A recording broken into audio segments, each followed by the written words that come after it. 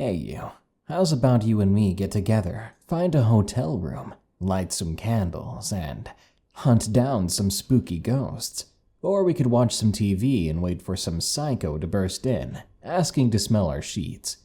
Yeah, hotels are pleasant if you can afford the nice ones, but you always risk running into something or someone terrifying. These are allegedly true and creepy hotel horror stories. And hey, if you've experienced something creepy or unexplainable for yourself, share it with us at darkstories.org or darknessprevails.org/submit. Now, let's begin. Alone, from Bard. Absolutely, agonizingly, terrifyingly alone. That is exactly how I felt most nights working my old job. I was the clerk at the front desk of an old, cheap hotel. I worked from 10 p.m. to 7 a.m., 8 working hours with an hour for lunch. But being by myself, I couldn't leave my post. So it was really just 9 straight hours of work every day. The thing about this hotel is it was located in a terrible spot. The average number of customers staying or coming in on my typical night was 1 or 2.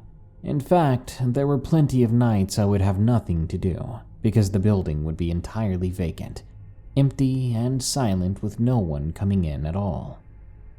The cleaning crew didn't even come until 6 a.m. Some folks might think that'd be fun. A gravy job where you just sit there and play on your phone all night, getting paid. Yeah, it should have been nice, maybe boring at the most. But a certain series of events began to make my job nothing less than horrific. I didn't quit the job, by the way. By some miracle, the place closed down not too long after these experiences. I was saved by sheer luck, aka the owners building the place in the worst place for business. Now, the hotel was set up along a former highway. These days, it's just a rarely traveled straight road going right through a dense forest. It's serene, I'll give it that, but after dark, the place gets really lonely feeling, and you start flinching at the lightest sound. It started in the spring. There was a quiet mist coming down, droplets floating, not falling, like tiny little feathers. I stayed at the desk overlooking the lobby, leaning back in my chair and browsing news articles on my phone. Car accident leaves mother and child in hospital. Will Death Stranding be little more than a walking simulator? Ranking the best fast food chicken sandwiches. Just the kind of usual stuff that made me even more bored. I tossed my phone on the overly large mouse pad in front of me and rested my head on my hand. I glanced at the clock. Only 2 p.m. I wasn't even at the halfway point. I slid my phone into my pocket and threw on my jacket.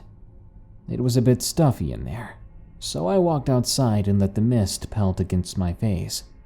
It was refreshing. There was a row of streetlights placed a dozen meters or so apart along the road, though only one stood directly in front of the building. The rest were covered by trees that made up our happy patch of wasteland. I stood there with my back against the exterior concrete wall of the building. The doors were to my left. The parking lot was empty, save for my car. I closed my eyes and opened my mouth, breathing in a big gulp of cooling air.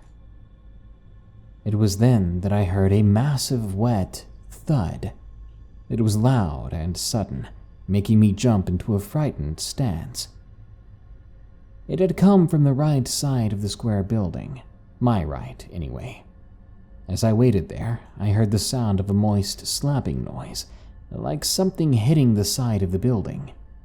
I slowly walked over, careful not to make too much noise. I poked my head around the corner, but by then, the sounds had already stopped. I swallowed hard. I walked forward, and I used the flashlight on my phone to scan the building and the ground. My eyebrow raised. There were 4 deep indentations in the dirt and what appeared to be muddy footprints or handprints on the wall. I pointed the light up at these prints to see that they continued upwards, further and further up until they stopped at the roof. You can probably understand how bewildered I was when I tell you that the hotel was about 10 stories tall. You're not going to be scaling a flat concrete wall 10 stories up by hand. So what in the world was I looking at? Goosebumps rose up on my arms despite them being covered by a thick jacket. I ran back inside and cowered at my desk, watching the doors opposite me and hoping that I was still alone. The following night, the event was still fresh on my mind. Throughout the shift, I kept glancing through the blinds of the employee lounge, which had a window facing out that side of the building. I didn't hear or see anything weird for a while. We, of course, did not have another customer that night. I had not alerted the manager to the event just yet either, as after it happened last night, the rain got heavier and the mud trail was quickly washed away. I didn't know what to say to anyone, and I was still trying my best to come up with my own explanation. Around 2:40 p.m., I was beginning to nod off at the desk chair. I jumped when that slappy, wet sound came again, this time coming from the roof. Yes, despite the building being 10 stories tall, I could hear those sounds. They must have been loud. Whatever was making them was doing it deliberately, or maybe they were that heavy, I'm not sure. Then again, I could be hearing an echo as the sound bounced off trees around the building.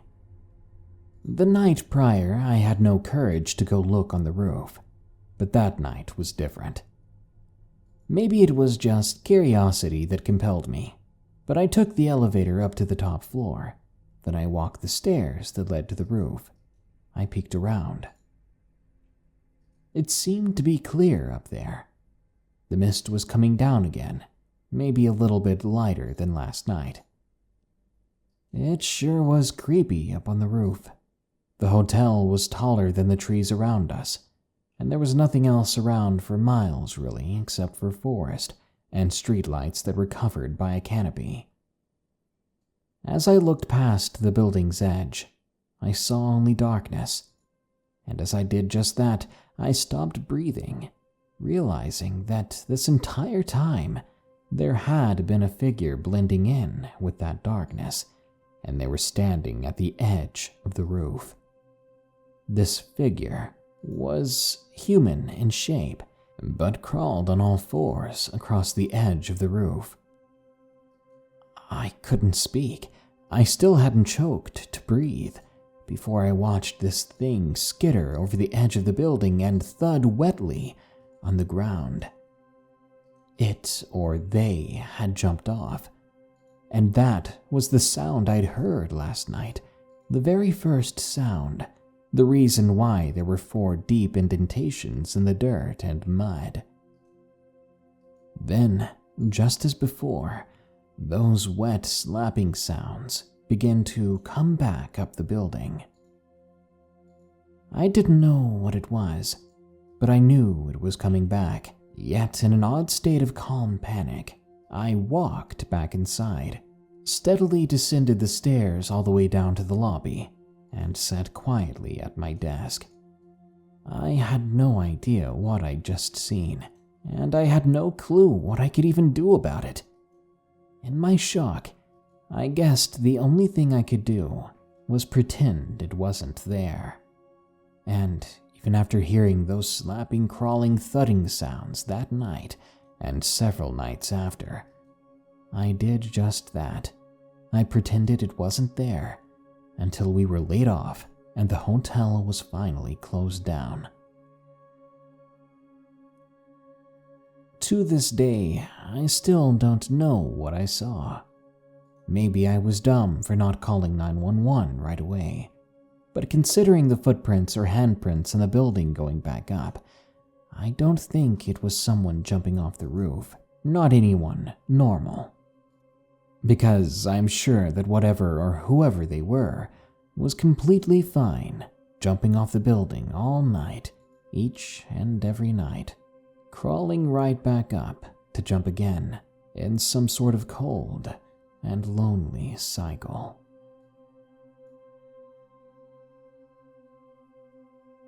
The incident at a haunted hotel in Austin, Texas, from Sennia. In the early 2000s, my husband and I moved our family to San Antonio, Texas, for amazing job opportunities. We all fell in love with everything about Central Texas.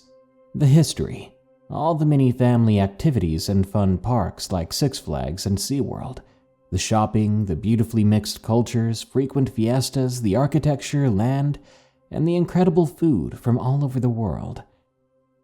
For myself, I love history, and I've always been interested in the paranormal. Things that Central Texas has no shortage of.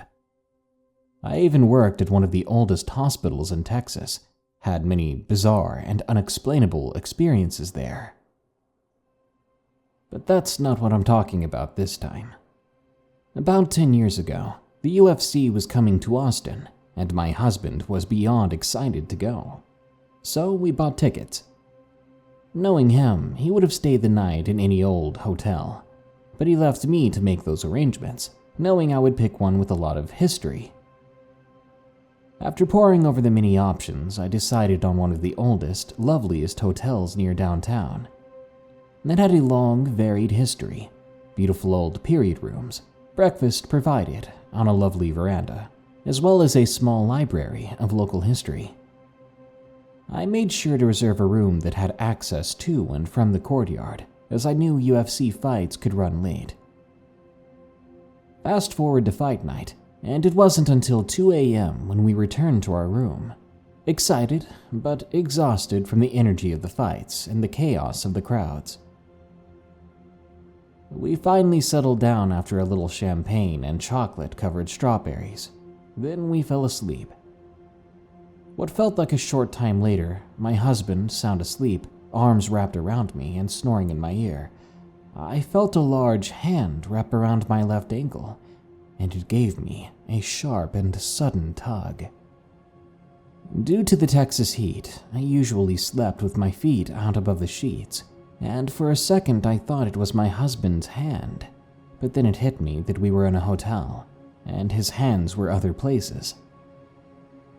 The hand then tightened around my ankle, so my eyes flew open, and I sat straight up, knocking my husband off of me and clutching the sheet up over my chest. I stared up in shock at a tall, middle-aged man in middle 1800s clothing. He had a huge salt and pepper handlebar mustache. He loomed over our bed and glared at me. Now, one of the reasons I was so good at my job is that I go from scared or shocked to angry and moving about in less than 3 seconds. Finding a strange man in my room in the middle of the night, staring at me while I was wearing something that didn't cover me much, I was seriously teed off. I threw out my hand, pointed at him, and screamed for him to get out. The man, looking shocked, then turned and quickly walked out of the French doors to the courtyard. Except when I jumped up and threw myself at the doors to lock them, I realized those doors had been closed and locked the entire time. At that moment, I heard my husband start to swear, and when I turned back, I saw him sitting up in bed, staring at me, then over to the doors, then back at me. He asked, "What the hell just happened?" and reached for the phone to call security, just when someone knocked on the other side of the doors, making me nearly jump out of my skin. Moving the curtains aside with shaking hands, I saw a security guard standing there. When my husband stepped past me, unlocked and opened the doors, the guard said that he had been a few doors down when he heard me scream, and he asked if everything was okay. My husband was wide awake at this point, and he too demanded to know what I'd seen, because, according to him, He had also seen a man walk out of our doors just a few seconds prior. The young man shook his head, said he was only a few feet away when the scream happened. He would have seen someone walk out, but he didn't. Not knowing what to say, I slipped on my robe, and I told him that I must have been dreaming that someone was in the room. He gave us both long looks, then said, "Hey, it's okay. Weird things happen here all the time, but it's never harmed anybody." After checking our doors and making sure we were okay, he excused himself. Sadly, we didn't get much sleep after that, because I was irritated by then. My skeptic of a husband accused me of purposefully choosing a haunted hotel, which I knew that he didn't believe in, and hated this kind of crap, as he put it. Except he didn't deny seeing the man. He saw it too, but instead blames the champagne or someone breaking in. Speaking of champagne, after being in a bad mood, he decided to finish it off at 5 o'clock in the morning. Of course, I was so curious at that point, I couldn't really sleep, and I woke up my grumpy husband a few more hours later so we wouldn't miss breakfast. During which, the waitress kindly pointed me to a long hallway where pictures from the mansion's past had been collected. I left my husband to enjoy his food and wandered down the hall, looking at the dozens and dozens of old photos. At one point, I found a picture of a judge who had owned the property about 1869 or so. He looked very similar to my visitor, but I guess it was hard to say. The picture I was looking at was quite old, and the experience was over pretty quickly. I shook my head and went back to finish my breakfast. Later, when we went to check out, the concierge asked if our night had been okay, if there were any problems, since security had reported the incident. Of course, my husband gave me the stink eye, not wanting me to say anything about it. I wasn't actually going to, until the concierge laughed and pulled out a large leather-bound book from under the counter, saying, "We've had so many guests complain about strange things happening that we started keeping a journal. Is there a story you'd like to add?" I remember my husband just let out a groan and shook his head, knowing I wouldn't be able to resist. I sweetly asked for a cup of coffee, which I was given, then sat down at a nearby table, writing out what we'd experienced, anonymously, of course.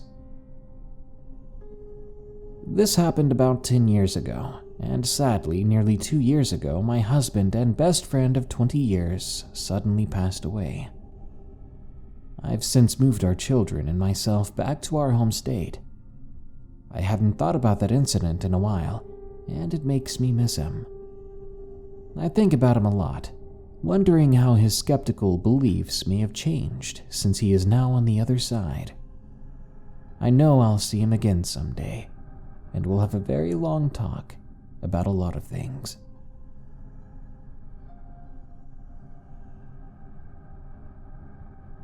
The Hotel, from Country, 1989.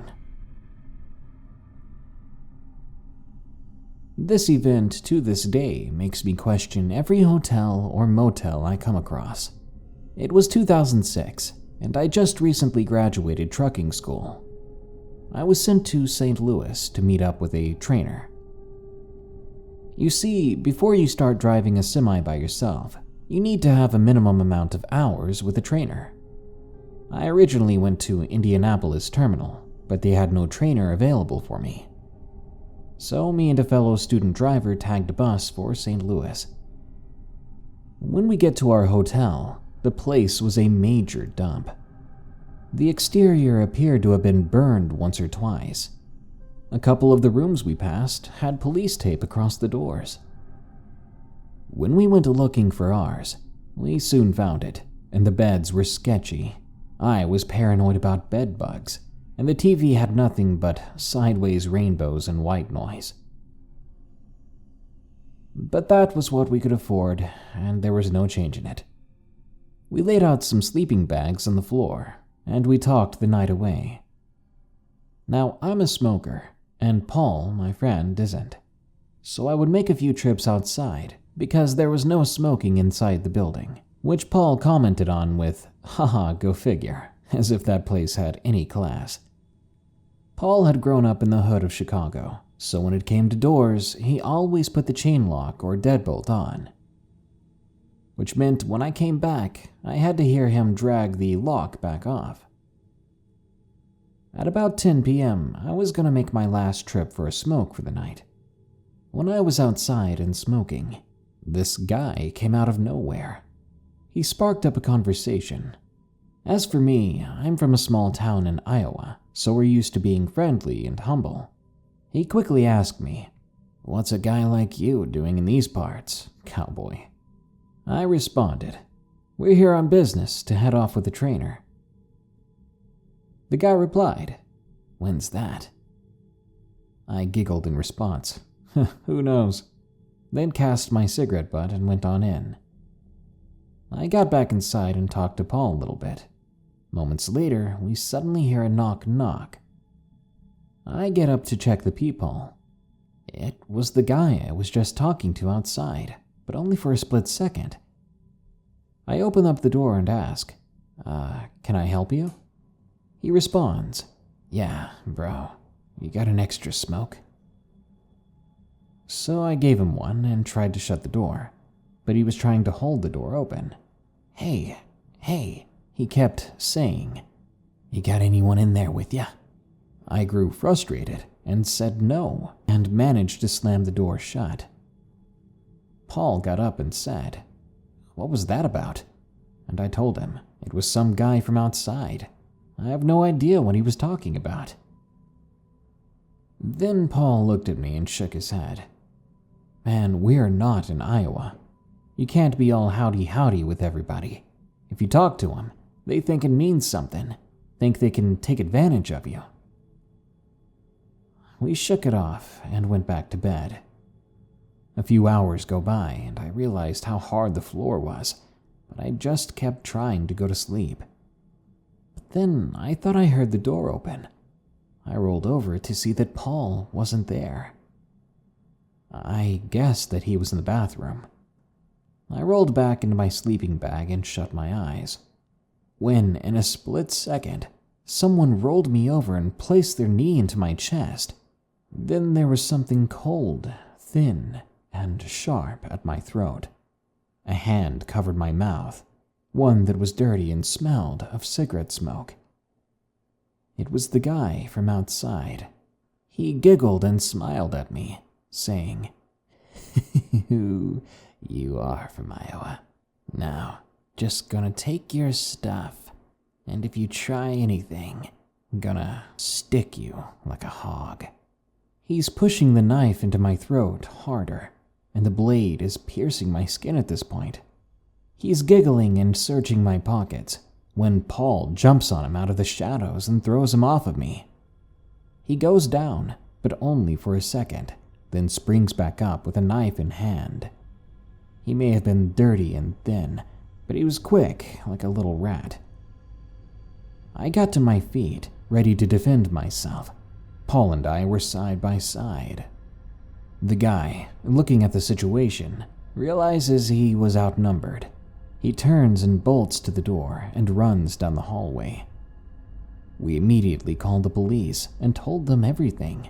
Then we called our company, and they managed to hook us up with a better hotel. But even then, I don't trust these hotels. You want to know why? Well, a few weeks later, we get a call from the detective down there. They caught the guy. Turned out he worked at the hotel. He was able to access people's rooms by making identical room keys. And as for the chain lock in the doors, well, they're awful easy to get open once you open the door, even from the outside. If you have to stay at a hotel, friends, make it a good one. Saving a few bucks is not worth your health. Cloaked figure in the hotel room, from ZDK14. I moved to Minneapolis a few years ago. I had an experience there that still haunts me, It was a short encounter. So my parents and I landed in Minneapolis Airport around noon. Then we headed right to our hotel in the downtown area. My parents and I were sharing one bedroom, as we would only stay at the hotel for a day or two tops, so we didn't need to get an extra room. I woke up in the middle of the night that night, for seemingly no reason. Not any reason that I could see. Then again, it was regular for me.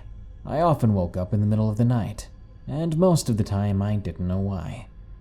So I tossed and turned in the bed when I noticed a figure standing in the middle of the room. I know what you might think. It was a sleep paralysis incident, a hallucination. But as I said, I was just tossing and turning when I saw it. At first, I thought it was my father since he was 6'3" and 220 pounds. However, before I called out for him, I looked over to the other bed, only to see both of my parents there, asleep. This was someone else. At that point, my eyes were wide open. I couldn't comprehend what was happening, but this hooded figure stood right there in front of me, perfectly still. This wasn't one of those "I blinked and it was gone" occurrences. I observed this figure for several moments. It looked like it was wearing a hooded cloak that was made out of leaves, of all things. I didn't see their face, as they were facing towards the wall, but I could easily see the shape of them and what they were covered in. As I was staring at it, I wanted desperately to scream, but nothing came out. All I could do was watch it, this being, still not knowing what its intentions were. All of a sudden, the figure started to lift its right hand, and I could see its hands. They were bony and long, nearly skeletal with long fingernails. As it lifted its hand up, I noticed it was pointing at something. As soon as its fists clenched, except its index finger, a shorter figure appeared right next to it. Now I was staring at two figures, two of these things, and at the moment I did something no one in their right mind would do. As silently as I could, I turned my back to them. I remember thinking, oh well, if these things are going to take me or end me, then there's nothing I can really do about it. And who knows, maybe there is a life after death after all, if I'm seeing things like this. I know a normal person would think to fight or flight in a situation like this, but my instincts were overcome in a weird way. So, as I said, I turned over, and I shut my eyes hard, pretending it wasn't happening, hoping that they would go away. I must have waited an hour. Then I finally turned back over, and the figures were finally gone. I haven't seen anything like that again, but I keep waking up in the middle of the night, even still. And now, each time I'm forced awake at night, I think I'm going to see them again, and I don't really want that. Hotel Creeper, from Elizabeth H. This whole thing occurred the night of October 12th, 2018. That day, my family and I arrived at our hotel. The room I was staying in had 2 beds on the left side, with a big window on the same side as the beds, which was weird, I guess. The other side of the room had a coat rack type thing, and it had a TV, microwave, coffee maker, and a bathroom next to it. All the way in the back, against the back wall of the room, there was a machine which I perceived to be a humidifier or air conditioner, and it was plugged into the wall. Now, before I begin the story, I want to mention that the humidifier thing is the key item in this experience. Anyway, my family and I went out to a Cracker Barrel restaurant for dinner. Then everybody went to a casino, but I wasn't old enough to get into it. So before leaving, my aunt and mom dropped me off at the hotel. I grabbed my iPad and got on the bed on my stomach. just playing games, looking stuff up, watching the occasional YouTube video. Well, when I'm alone at a place that I'm not used to being alone at, I have the tendency to look around a lot. I'm both curious and a bit creeped out of new places. I looked to my right, and I saw the office area. I looked slightly to the left after that, toward the TV. Then I went full out, looking sharply to the left. I saw the humidifier thing was gone. That's not right. The heck, I thought, and I immediately thought someone had broken in and stolen it. So I called my mother. I told her what happened, and she said that's strange. Then she told me that my aunt and her got lost going to the casino. They had made a wrong turn, ending up on this dark road with no lights except for their headlights, and there was a forest on both sides. They told me that their GPS kept saying to turn right, but at each street on the right, it was identical to the road they were on. So they decided to turn around, but when they did, the road they had been driving on had changed. The forests on either side were gone, despite it being the exact same road, and the turn they had been looking for was right there in front of them. It didn't make any sense. They came home early instead of going to the casino. They were creeped out and exhausted after that experience, and the moment they arrived, I went to show them that the humidifier was gone. When I showed them the spot the humidifier had been, I was dumbfounded, because it was just sitting there, as if it had never been missing. But I'd made a mental note of it when I saw that it was gone. I even got up to look for it, to make sure I wasn't going crazy, and I saw this spot bare.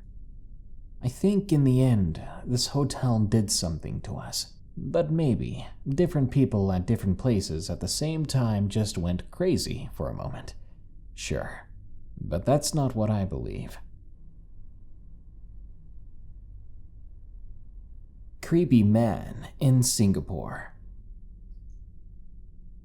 This took place during 10th grade, when we took a school field trip to Singapore.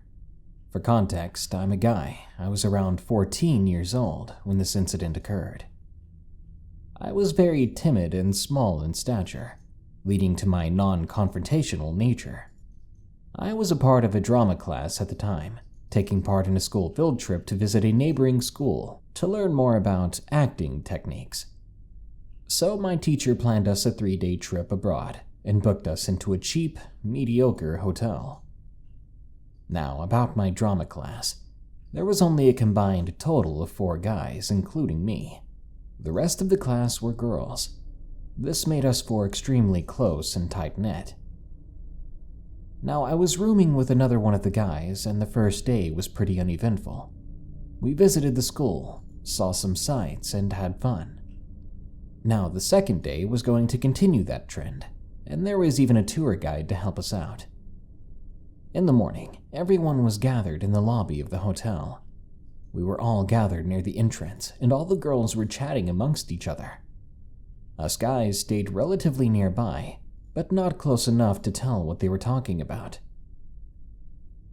That was when we noticed a random guy, about 175 centimeters or 5'7", at the receptionist desk. He talked with the receptionist for a while, then turned to look at one girl from my class. This girl in particular had dyed red hair and was wearing colored contact lenses, so she looked like a character straight from an anime. I was observing the guy from a distance, and I noticed that he was staring. He didn't shift his gaze, just kept staring at this one girl, and this girl was 15 years old. She didn't seem to notice and just carried on with the conversation. I told my friends, and one of them jokingly said we could beat him up if he tried anything, but I don't think we were actually up for that kind of thing. Giving the man the benefit of the doubt, I thought that maybe she just looked unusual to him, but still.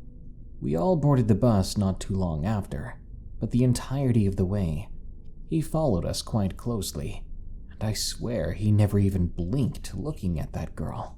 It was confirmed to me then that he wasn't just interested in the way she looked. Something tells me that if she had been separate from the group at all, we may not have seen her again. Creepy guy in Singapore. Let's not meet again.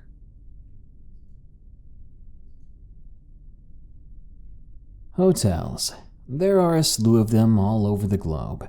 Nasty, run-down places you could lose your life in, or five-star beauties with deadly secrets you wish to remain ignorant about.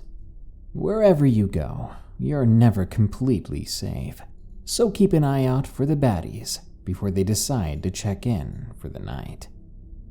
Good night. If you enjoyed this episode of Darkness Prevails, be sure to like, share, comment, and subscribe.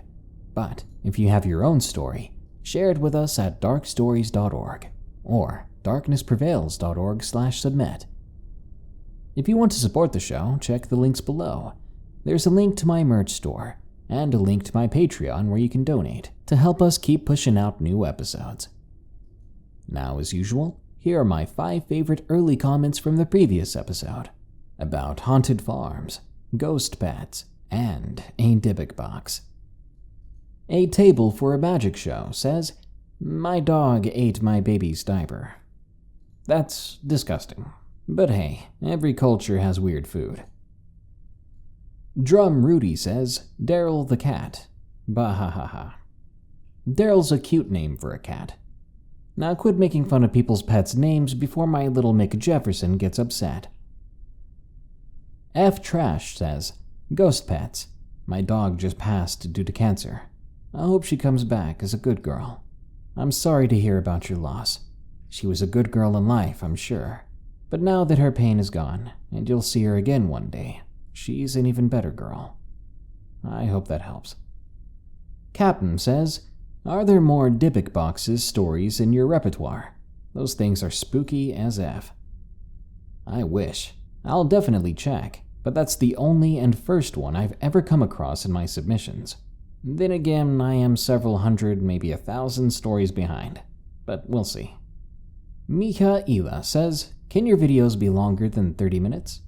Considering I try to put them out every other day, it can be more difficult than people realize just to put out 30 minutes of content.